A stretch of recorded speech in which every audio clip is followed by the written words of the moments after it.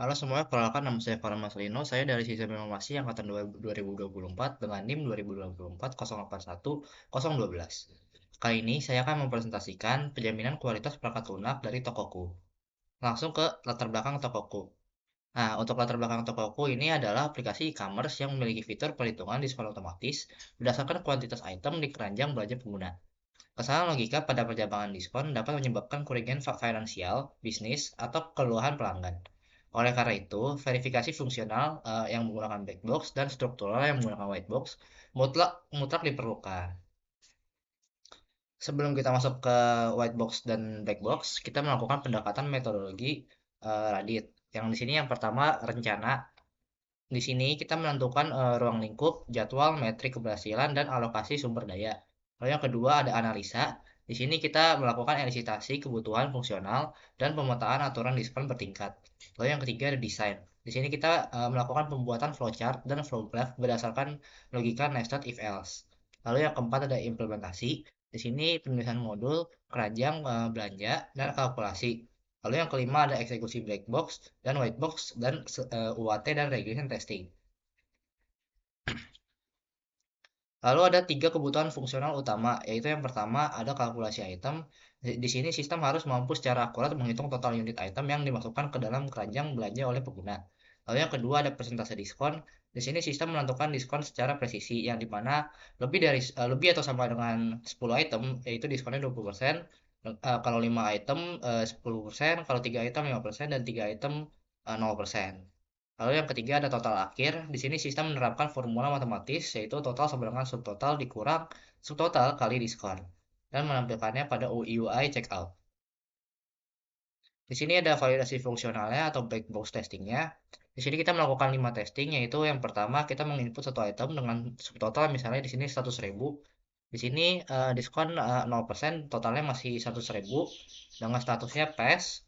Lalu untuk tes yang kedua, kita masukkan 3 item dengan misalnya di sini subtotalnya adalah 300.000.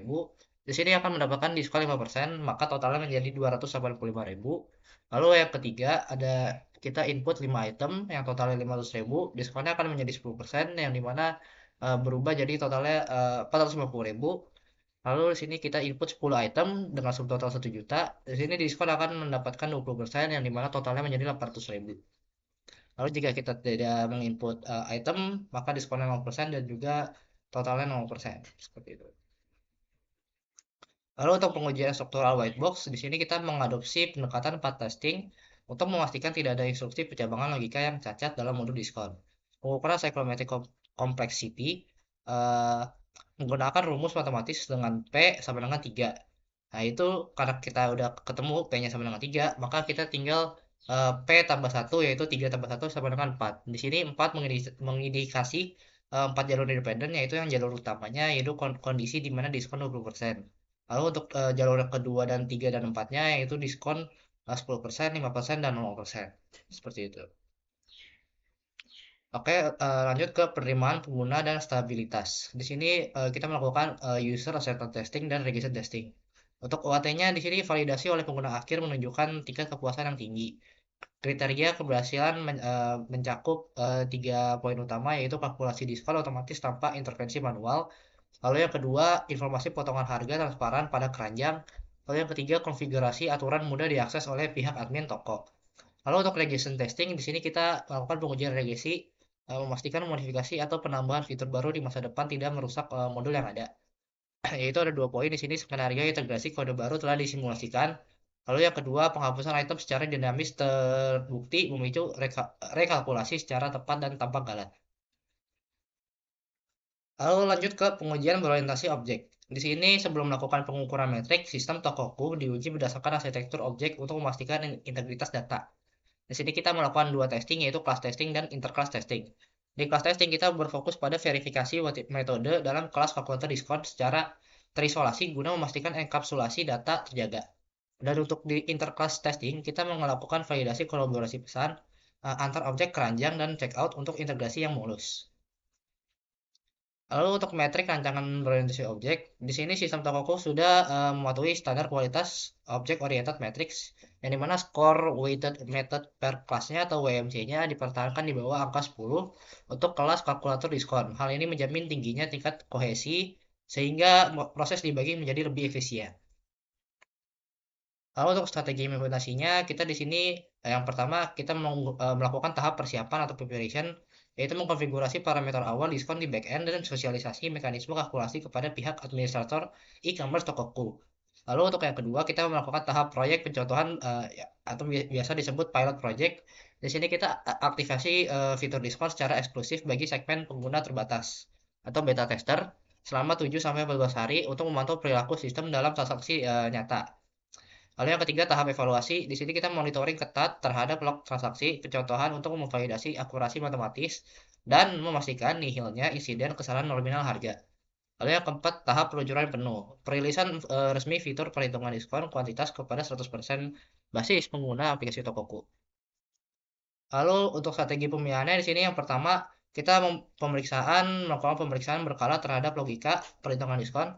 Lalu untuk yang kedua kita melakukan pengujian ulang setelah perubahan aturan promosi. Lalu yang ketiga kita memonitoring kesalahan perhitungan yang dilaporkan pengguna. Lalu yang keempat kita mendokumentasikan perubahan logika diskon pada setiap versi sistem. Lalu yang kelima kita melakukan pelaksanaan regression testing sebelum sistem dipublikasikan.